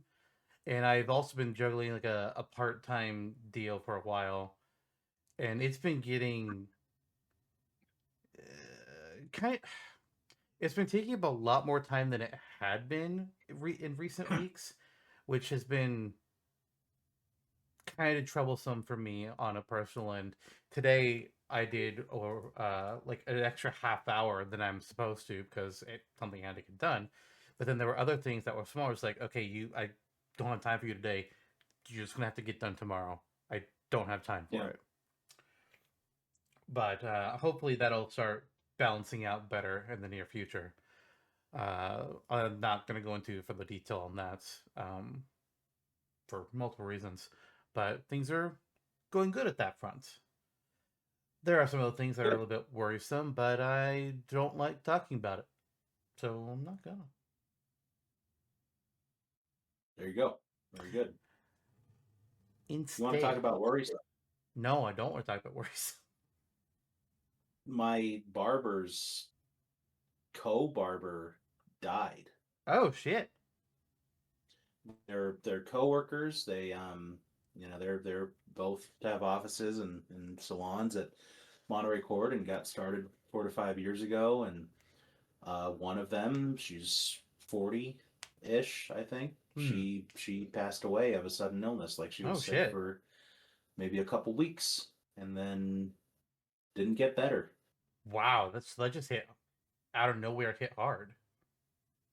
Yeah, and Jesus. it was a surprise, and the again the person who cuts my hair over there does a good job. She took some time away naturally. They were best friends, so they did everything together. It was pretty tough to just kind of see unfurl, and Yeah. that kind of segued into I've been a little afraid of touching that subject, and as a result I haven't gone back in yet. I will soon. We got to clean up, look look better before Folkfest. But What What do you need cut? Your hair looks fine. yeah, I was gonna say I've been growing out my hair for the last 3 months, and people have been like, "Oh, you look so cute, so sweet, like a little boy with your hair grown out." I wouldn't say that. You have a charm about you that I It's haven't seen in it's years. not unruly. Yeah, I know. I think it's about the same length as your hair. I doubt it's the same length as my hair. Well, let's see. Yeah, not even fucking close. I want to interlock my hair with yours, and then you can throw me around like the Hulk did to Loki in Avengers Your hair is like with your hair. half the length of my hair. Half the Well, height, that I that should goes to say. show. That just goes to show that I can continue to grow it out. Maybe I can match you one day, and we can talk about it. Mm, don't know about that. You look pretty. I was looking through my phone the other day, like culling through some of the multitude of photos that I had saved and deleting some stuff, just spring cleaning. And I came upon that photo of you dressed up with your hair nicely curated for Jake's wedding. Oh, And I was like, oh, you look great in that photo. I'm like, man, if I can get my hair like Lister's in this picture, it'll be great. I That's don't like tend to think legit. I look good in any photo, but okay. I think you would at least concede you look better than usual in that photo. You cleaned up good. I'll take the photo that you sent recently of the double sunglasses, or like the sunglasses over my glasses.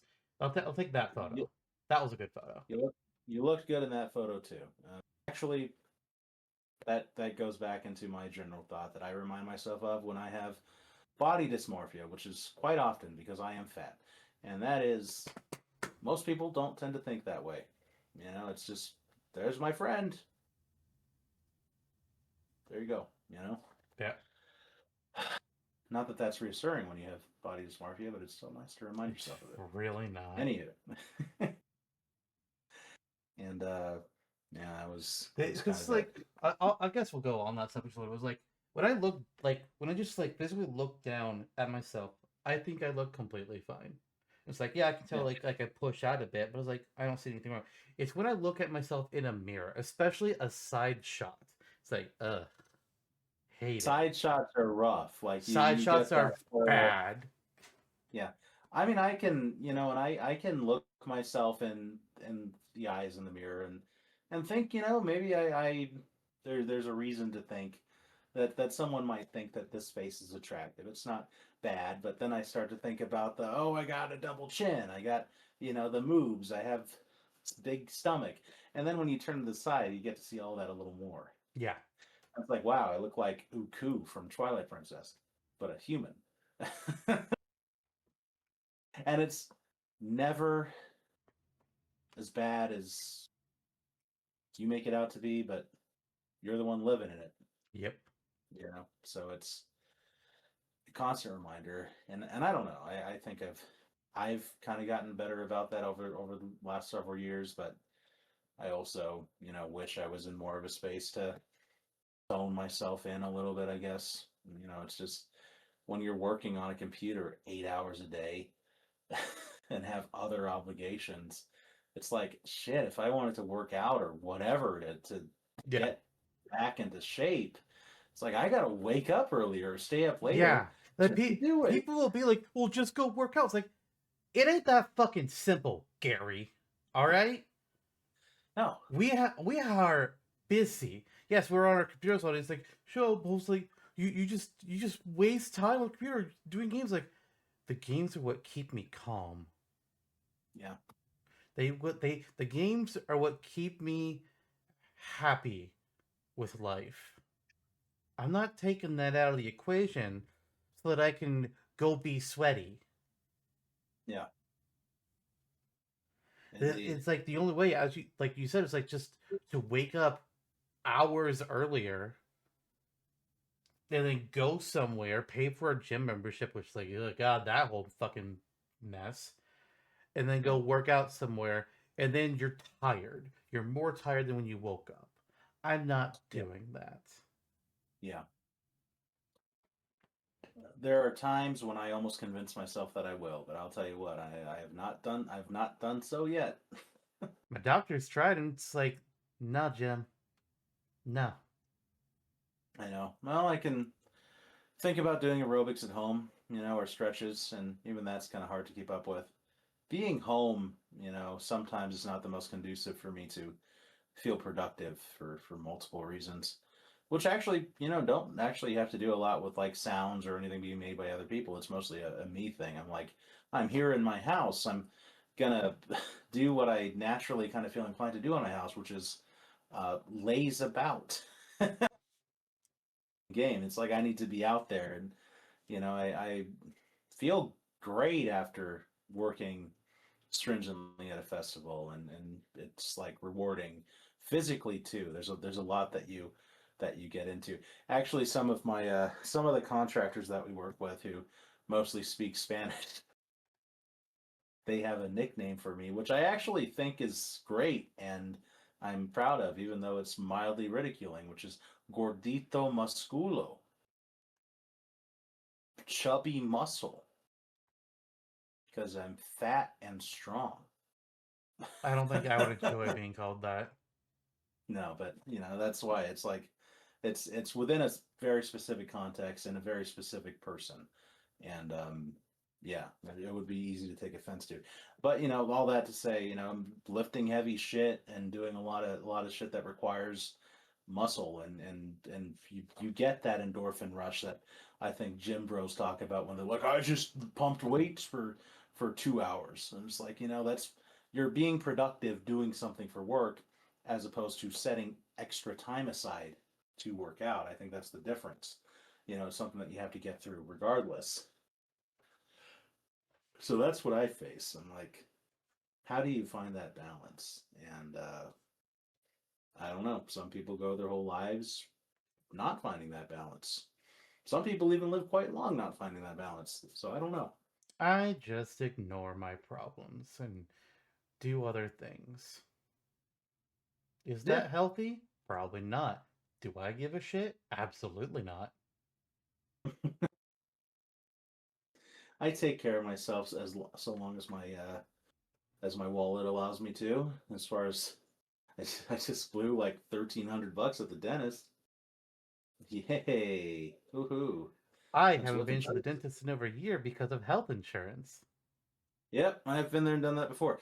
And then the doctor's like, "Oh, you haven't come in so long.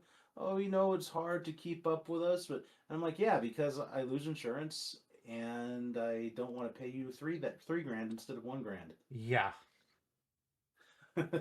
Like, how far removed do you have to be? I'm not avoiding you because I'm afraid of you. I'm avoiding you because I'm afraid of being Money. homeless. Yeah. Yeah. God damn. Good lord. Uh, yeah. Well, I think it's time to go to another topic then. Let's get back to some game talk. Well, I've got to do my Zantok. monthly update on Dissidia NT continued.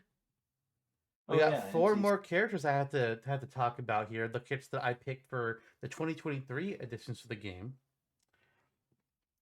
So first off, at this point in time, we're looking at if we're doing any promotion, it's games that release in 2022. So a year from this first selection, which is happening in March, the games that you could have really promote is basically just the Pixar Master of Final Fantasy VI, having just released in February 2022, and Chocobo GP and Stranger of Paradise Final Fantasy Origin. So I'm doing the funny. I'm doing the Oh. funny. We're picking Jack Garland, protagonist of Stranger of Paradise, and we're picking Jack Garland for a couple reasons. Uh, it's the new game. It's been about a year. This is when they do the promotions, typically in NT from the model that we have available to us. And also, Stranger of Paradise is a prequel of sorts to the original Final Fantasy One, and considering the lore of Dissidia in regards to the Warrior of Light, it's kind of hard to pick any other character, any of the playable characters from Final Fantasy One, to make into a playable fighter in the Dissidia games. If I Yeah. was going to stretch it, I would go for the Black Mage because it would be the most different from the Warrior of Light. Well, maybe the White Mage, but we've got Minwu to kind of fill that slot. But it's hard to do that because they're all just gonna be blank slates. And Warrior of Light in the City of Lore was created in the Dissidia universe, and then after the Dissidia game finished, he then started his journey in Final Fantasy One. It's like, okay, who are the other warriors then? That's kind of an unknown thing. We don't really know.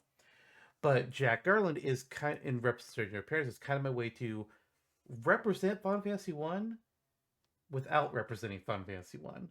So Yeah. that's the best that I'm going to do with that. And he's got a class change system that they can work with. He's also got like a unique class to him that you get at the end of the game, which is kind of Garland-ish. Because by that point, he's accepted his role as I'm going to become Garland so that I can break the cycle by forcing the Warrior of Light to get strong enough to beat me. It's honestly kind of interesting, his plot there. So there's my Yeah. first pick for 2023, Jack Garland. My second pick, there's not really anything to promote here at this point. There's the only game that's releasing between then is Dragon Quest Builders port, and then a port of Final Fantasy VII Remake Intergrade. Now I'm not gonna do either of those. Instead, this is the perfect time to round it out, bring back the last legacy character. Welcome to the cast, Gilgamesh. He's finally fucking here. Took Yeah. a while for him to make it in, but Gilgamesh is one that you can just easily slot in whenever you need to. For the third character of 2023, again, there's nothing really for me to promote. Other games that have released since then were some Dragon Quest X stuff, which is the Japanese only MMO. So instead, I decided to look at, okay, what games have not had a character in a while, and then what character would I want to pick for them? And I decided to go with Final Fantasy 12, which hadn't had a new character since Gabrant was added canonically in September of 2019. And even then, Gabrant was a legacy character. The last new character for 12 was in March of 2018. So 5 years later, Final Fantasy 12 is getting a new character into Dissidia NT. And I kind of there's really four choices to kind of go with. We've already got Vaughn as the hero, and beyond that, the four good choices are either going to be Bosch, Ash, Balthier, or Fran. And when I look at them, I mean, any character can do anything in 12 because of the license boards and the gambits. But when you look at their art and kind of what they're more associated with, Ash is a sword fighter slash kind of a red mage ish, and Bosch is your typical swordsman knight. Not as interesting. We've already got things like that. So then I look at Balthier and Fran. Balthier is the gunner. He's got a rifle, or is it a shotgun? I think he might be able to use both. He's like the machinist type class. Fran is your archer. She's got the bow and arrow. Those are the two that are the more unique. And honestly, I could go with a toss up of either or. But I went with Balthier. No real particular reason why him over Fran, beyond just I think he might be more popular. I could be very wrong on that, but also just He looks cool. yeah, and you can do more with him having multiple kinds of guns and also the grenades that can be tossed compared to Fran, who is A bunny. typically more just bow. Bow is hard to make a full fighting moveset with. You can, That's but it's what more Sakurai said about difficult. That's what Sakurai said about what? the Sidgeway. Honestly, he might have. But I feel like if Sakurai saw the Hisui and Decidueye, he'd be like, oh, I can just add Hisui and Decidueye's kicks and shit to Decidueye. So now Decidueye could shoot bow and then do kicks and flips. Unfortunately, we do not live in this timeline. No. At least But Gekko's evolution will get in. and then there's one more pick for 2023. At this point, there is another thing that you could promote, and that's Crisis Core. Crisis Core released a year ago. But we did a Final Fantasy 7. Aerith was just like 10-ish. Actually, no. About 12-ish characters ago was Aerith. But there's also 2.5 years ago. Is that enough gap for me to do a 7 character already? Because nothing else, if I'm looking at my list of ones that I have added, I haven't. It would be the first time I would do the same game in my picks, like a second rep for them. Nothing else has been repeated as of yet. Yeah. So I don't really think. So I don't know about that. Yeah. But Final Fantasy VII Rebirth is releasing in 5 months. Zach is being promoted for Rebirth. They're talking about how he's going to have a place in the story. Spoiler alert, he does have a place in the story. But at this point in the timeline, people don't know that yet. They don't know the extent. So it's been a year since Crisis Core. Actually, no, Rebirth is actually not 5 months out. It's actually sooner than that. It's 2 months out. So you release Zach, second Final Fantasy character. If any game's going to get excuses made for it, it's 7. Promote Crisis Core that released a year ago. Promote Rebirth that's releasing in 2 fucking months. Zach Fair is my last pick for 2023. Yeah. It makes sense. I'm with it. It'd be heavy promotion. Yeah. Very good. Let's all ride on Gilgamesh. Get out of here. He is the villain rep of the year. I love it. Naturally. Solid picks all around.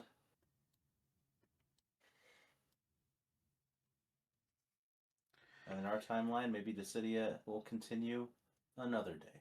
Well, Dissidia Duellum is releasing this month, so... Yeah. Are you looking forward to that? I don't know. I'm gonna download it and I'm gonna start it up again. We'll see how I feel about if they've made any changes to the gotcha system. I'm not expecting much to be changed there, but I am at least interested in seeing what they do with the story. But if I need to, I can just watch it on YouTube. But also, if it's just super easy to just like play a few matches that are enough point to see it, I might just do that on my own. Because it Yeah. looked like from what they were saying, because they actually had the developers. I think I mentioned this. I might have mentioned this previously. They actually released feedback from the players when they responded to that feedback with their responses and what some of their planned changes are going to be. I'm sure they didn't tell us all the planned changes, but like there's supposed to be like an actual you can play against bots single player type thing, and if I can earn the points for that, that will unlock the story tracker. I'll probably at least do that because like Fire Emblem Heroes, I didn't engage with the granted its multiplayer was still technically against botted versions of what players had done, but I never engaged that. I just played it for the story. So if I can just Yeah. do that with the City of Dwellum, I might. Decent odds. That'd be great. Okay. I see. And Yeah. Final. then next, no, go Yeah. on. What's up? Sorry. No, I was just, it's I was okay. just gonna say that next episode I'll go over my 4 picks from 2024, which might be like the one is gonna be super obvious, and then the rest are gonna be I don't know. Actually, I think there might only be one promotionary pick, and the rest are just me thinking what games need a new character. Excellent. Final Fantasy. That's a great series. One of the godfathers of the modern RPG. I mean, I could talk for like 4 hours about Final Fantasy with you on an episode. I could talk longer. You want to try? Yeah, I know. Oh, we already did, Oh, and then the and then episode got canned Streamlabs because fucked up. because Because yeah. Streamlabs sometimes updates, and it's like, hey, we fucked with one of your mic settings and we didn't tell you, but only in one of your scene collections did we fuck with your mic. And then you don't find out until 4 hours are done and you start to edit. It's like, why am I not heard? Yeah. Had a great episode that we split in two, recorded in two 2 hour sessions, talking about the history of Final Fantasy so far, basically, and talking a little bit about the city and Smash along the way. This was precluded by us rescheduling this particular on-topic episode of Supercast Brothers multiple times due to my work schedule, and then we finally get to it, and then you're like, Zant rant time in one of our channels here. It's like, Streamlabs didn't record my end, and I was like, what? Yep. I think the only thing I responded with after your rant was like OMG because I couldn't really fathom what else to put right away. It was just like wow. But Yeah. but we're past that now. But I figured because we're on the Final Fantasy keg, that this will be a nice a nice segue into this mini like wow Streamlabs, what the fuck was that all about? Yeah, And it's very frustrating. Like, usually I'm able to find when things have gotten screwed up because I'll see, like, mhm, the gain on my mic isn't upping when I talk. But it was yeah, like the bar was moving around. It's like, okay. I was sort of like watching close to be like, oh, it's watching in time with me, yeah, but I could tell that it was bouncing. It's like, good, we're good to go. It yeah. was getting some background audio on my computer.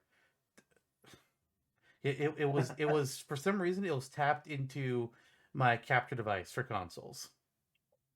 Oh, Yeah. that makes sense. Um, that's crazy. That's ridiculous. And this episode, I just checked, it does come out after SCV 172. So, I mean, we'll revisit the Final Fantasy retrospective eventually. That was a good episode. Just felt a little burnt out on it after spending 4 hours and having to can it. Yeah. So, It third might party, reparty ended up being that episode. it might be later this season or it might be next season. We'll see.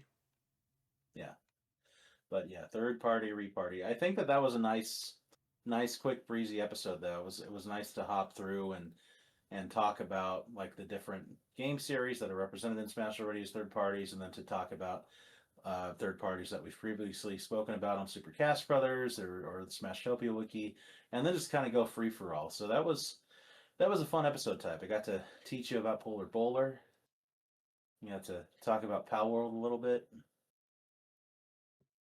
Final Fantasy, I think, was in that. Yeah, it was involved in that episode. It to an was. extent. Yeah, it's good times. I don't know. I mean, while we're ranting about Supercast with those related things, you want to just toss your daylight savings rent in there? Well, we don't have much time left in the episode, so sure. So first of all, daylight savings has come and gone for those of us that make the time change. Jonno over here doesn't have to deal with that because he lives in an area where they do not change their clocks. You fucker. One of the few things Arizona gets right. Unfortunately, it makes it hard for me because, if I'm making plans with other people across the state, our time difference is always the same. If I'm talking to a person in California, they're always 2 hours off from me. If I'm talking to a person in New York, they're always 1 hour off from me. If I'm talking to a person in Arizona, 3 months of the year, they're 1 off from me. The rest of the year, they're 2 hours off from me. And that makes it difficult to schedule things sometimes because sometimes, through nobody's fault, they're only available starting at 7 o'clock. It's like, okay, when we're 1 hour off, that's fine. That's just 8 o'clock for me. We can do a couple hours after that and be fine. But then the other part of the year, now it's my 9 o'clock. The time I have to do things is now considerably shortened. Like, technically, right now, we are a few minutes past the point when I would normally need to log off so I can start going to bed. It's 11:03 p.m. where you are currently. Yes, because I have to be up early for work to do stuff before meetings. Yeah. So it's hard. But on top of that, daylight savings is just in general bullshit. I'm done. We don't need the time change anymore. We haven't in a long time. They tried to stop doing it once, and then they reverted it for some fucking reason. But the problem now is that we have some people that want it to be permanently standard time. We have some people that want it to be permanently daylight time. And right now there's a federal law that states can only opt out of daylight time. They cannot opt out of standard. So if you're going to make it just be permanently one, you have to make it permanently standard, like Arizona and Hawaii. But a lot of the states have been putting it in their state laws to be permanent daylight or permanent daylight if enough bordering states also go to permanent daylight. But they can't because of the existing federal law. And so there's this whole big debate about what it should be. And some people say, like, well, I don't want it to be dark at 4 o'clock in the afternoon. It's like, I understand that. Other people are like, I don't want it to be dark at 8 a.m. Again, I understand that. However, y'all gotta fucking pick. Okay? Right. Not everyone's gonna be fucking happy. We just need to move forward. We need to do something about it. There's in my opinion, there are 3 solutions. 1, we go permanent. We go as a country permanent standard. 2, we go as a country permanent daylight. Or 3, that's actually something that my dad suggested recently when I was talking to him about all this. He said, why don't we just do it where our entire country is on one time zone? And then, it's all the same time for us, but like we all are going to have the same 7 o'clock. But people in New York, 7 o'clock may mean something different to them than people in California. 7 o'clock to New York may be time to go to work. People in California may be waking up at 7. Sure. And that's I think there might be some potential issues for that. But then technically across the country, if companies and schools are smart about it, and then it'll probably come down to individual states saying like what we want to standardize as being morning for us, because who knows? Then it's kind of like if we all, I don't know how to put my thoughts into words sometimes and have them be verbally legible, but there are complications for that, which is why I kind of don't think it's the solution, because it's going to take a lot of red tape to figure out and iron down the details. And then when it comes to the debate between standard daytime, oh my god, I don't want to have darkness in the afternoon, or I don't want to have darkness in the morning. We're going to have to deal the fuck with it. Here's my pitch. Here's my solution.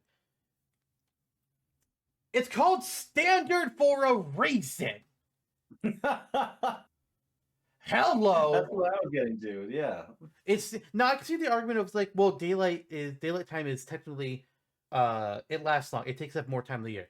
That argument makes sense to me. I get it, but it's standard for a reason. If we went permanent standard, we would be on more track. Because not the, how many other countries do this? I don't know. I know we're not the only one. Uh, 70 countries, which is less than 40% of all the nations. It's primarily Europe, North American, and some parts of Southern Asia, but like China, India, Japan don't do it. Yeah. So they're on permanent standard. So if we went to permanent standard, we would be more in line with them, which just makes more sense than to go to permanent daylight, where we would be an additional hour off from all these other countries. Yeah. Another wild suggestion that my dad gave to me, which was an immediate no for me. He was just like, well, let's split the difference. Let's go half hour. So instead of like, how do I put this? Instead of like how we go from 2 to 1 or whatever, we would just go to like, okay, 1:30, and then we would be in line with India, and that's it, which would be fucking weird because India's time zone isn't on the hour; it's a half hour off from its neighboring times, which is strange. He also suggests that. I was just like, absolutely not, no. He is blowing my mind right now, introducing thoughts I have literally never thought of in Yeah, my life. yeah. It's like But it's like just do permanent galaxy brain. standard because also if Kansas goes to permanent daylight time, I am now going to be 2 hours off from Arizona always. Considering that there's quite a bit of collaboration I do with people in Arizona, I really don't want to be 2 hours off permanently. That's going to be Yeah. rough to schedule Maybe anything. half an hour. No, it'd be better, but no. Yeah. Yeah. Like Yeah. God, people are caught up in the whole. Well, I want daylight at this time of day. Is like too bad. Deal Do you with think it. the people of Alaska like having daylight for 3% of the year? No. No. Yeah. Right. Fucking deal with it. And now I Yeah. understand I'm being very aggressive in saying all this. And I know that there are some people that legitimately have issues with when it's dark out for either longer periods of the day or at certain periods of the day. Like there is some mental issues in regards to this. I understand that. And I'm It's not hard to coming after drive. you guys. Yeah. But as a general statement, we got to get over it. We have to pick one because it's going back and forth. It's problematic. Nobody fucking likes it. We just can't switch Yeah. because people can't fucking agree. Yeah. And I know the United States is a deeply partisan nation, and there are issues. So many. There are many a great issue, but it's a little embarrassing that we can't even get over this one. Yeah. Yeah. Hmm. Daylight savings time. It affects Super Cash Brothers, and it affects us all. Yup. It's just it's just bullshit. It's not. It's nonsense. It's It's antiquated. It outlived hasn't its made sense usefulness. It's time for it to for decades go. at least. Yeah, agreed. Just like this episode. Just kidding. Well, I mean, we do Okay. only have a few minutes left. We have enough minutes left that we can still fill some time. But Okay. How do you want to fill it? uh I got a couple other quick small things I can throw in here. So King Day to Day, right? King Day to Day. He's had a few Yeah. design changes over the years. Yeah. In Kirby's Return to Dreamland Deluxe or DX, whatever you want to call it, the Switch port, they changed his design from what design was in that game to match his design, or more close to match the design that we saw in Forgotten Land. Thoughts? What do you think?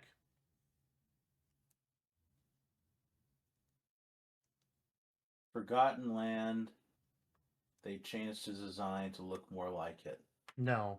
I'm okay. No. I'm okay with The this. port of Return to Dreamland changed Day to Day's design to look like the Forgotten Land design instead of what we had before. Right. I'm okay with it. I think it makes sense to modernize a character, bring them up to speed. Like I would assume, like if they remade certain elements of, like let's say they remade Donkey Kong 64, would he look like Donkey Kong from Donkey Kong Bonanza? I think that if they move forward with that design sentimentality, I would be okay with it there too. I hate it. You hate King DDD? I hate the design in Forgotten Land. Oh, okay. I hate what they did to it. It doesn't look good to me. They changed him to be like this fat bowling pin look to him. I do not like the design for it. And then changing another game to make it look like that, I was like, it feels like such a weird Oh redesign for yeah. no reason. Yeah, now you're looking at it. Now you understand where I'm coming I from. forgot. I was thinking this the whole time. No, that's the good design. That's the Yeah. good design that the Sakurai reused for Air Riders because he is fucking correct. Yeah, I Come on. do not like the Forgotten Land and Return to Dreamland the DX version of Day to Day. It looks so bad in my opinion. Ugh, It looked a little less egregious in the gameplay, but the character art looks really not good. Like, no, oh my god. it is bad. And you could say like, that maybe that's closer to his 64 appearance in the older Yeah. games, which is probably true. But the other, what I call the more modern design, just looks so much better for the character. Yeah. I do I, not I like Fat Day to yeah. Day. I think that everything returning to Blob, kind of like all things return to Crab, doesn't need to be a design choice that we follow. No, It's kind of like absolutely not. it's kind of like that cult of folks who are mad at Disney or Pixar for like having the jelly bean faces on all the characters now, which I also kind of more or less agree with. Yeah, they just Hmm. a lot of it just looks the same. Yeah, yeah. There Like there is independent. there's the Yeah, point that for standardization in design, yes, yeah, but not all your animated movies shouldn't look the same. It's yeah. kind of bad. Like people were also when Overwatch. Oh god, that's another thing that happened recently. Overwatch rebranded again, no longer Overwatch 2. It's not just Overwatch again. Ha ha, guys, please come back and Yeah. play our game. And they revealed like 10 new heroes, and people were pointing out, which is like, don't four of these have the same fucking face? It's like, oh, Isn't that just Little Mac photoshopped to look like Shulk? dude. Are they really feeling it in Overwatch? I don't know if they I don't think are. they've really been feeling it in Overwatch in years. Mm-mm. But some controversy there, including I now, apparently. I also know that like I'm just calling like the new version of Day fat Day. Day's always been fat, but Yeah. there is a clear difference. Yeah, I think Bowling Pin was pretty accurate. He's like the pin and the ball combined. Yeah, It's like if they standardized Kingpin's look from Spider-Verse yeah. for every Kingpin. Honestly, yeah. He was like, yeah, like the what we've had for modern day has been like he's had a big old gut, but Hmm. he's looked like he's got a form to him. This one is just like, hey, what if Day to Day was basically a circle and then another smaller circle? Yeah. I don't understand that design choice. I didn't I saw it past it for one game, but for them to continue with it is pretty funny and ridiculous. Yeah, considering like the wild form of enemies for Forgotten Land, I was okay with like excusing it there. I was like, oh yeah, it's the one up. But then Return to Dreamland using that same it's technically it's changed up a little bit, but that Hmm. same model design's like, no, why It's did like, you change it? He was yeah. fine. Hmm. Yeah, I don't get that. Yeah. Thankfully, I think we can assume the next Smash will use the real day-to-day design. Because if Sakurai went back to the old design for Air Riders, he's going to keep that for the next Smash. I think this DVD being around, it's gonna be a foregone era. Like it'll be done before you know it, even though he just appeared in this remake. Yeah. Like it's like Sonic Boom or Pac-Man and the Ghostly Adventures. It's like, well, done with this. Yeah. Yeah.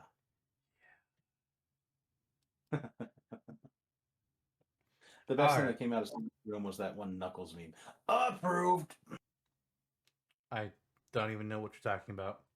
The best thing that came out of Pac-Man and the Ghostly Adventures was The credits? I think that's fair to say. I never Here. saw it, but I think that's fair Me to say. either. Yeah. Oh, I have a new plushie of Clyde from Pac-Man. You want to see it before we go? Sure, that's the last thing. Okay. Don't fall.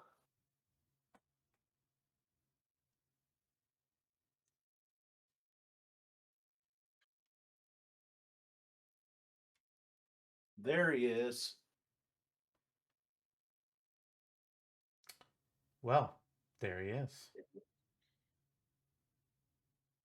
In all of his glory. Hey, Clyde, do you want to say anything to close out the show? Watch AJOLWTTA and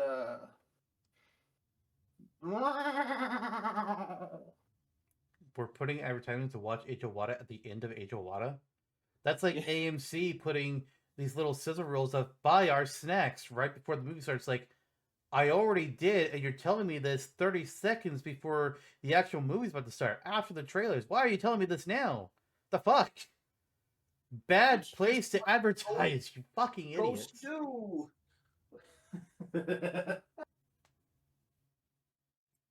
Yeah, watch Nuvi with Maria Menounos. This has been Nuvi. See you next time. Buy our Cokes. Oh god, the newbies annoy me. Yeah. They really do. And then Yeah. sometimes they'll play like a commercial, and then 2 commercials later, they've replayed that commercial. It's like, bro, really? Yeah. If you're gonna And then replay the Pepsi refill ad, cup can of you at least do a popcorn. different Pepsi ad? Jesus. Yeah, right. Yeah, I know. It's a little much. Mm-hmm. Happens with modern day streaming all the time too. So it's another endorsement for ad blockers. Mm-hmm. You'll never take them away from me, YouTube, despite your tries. You're never gonna win this war. And with that, we'll see you all next time. Bye, everyone. Bye, everyone.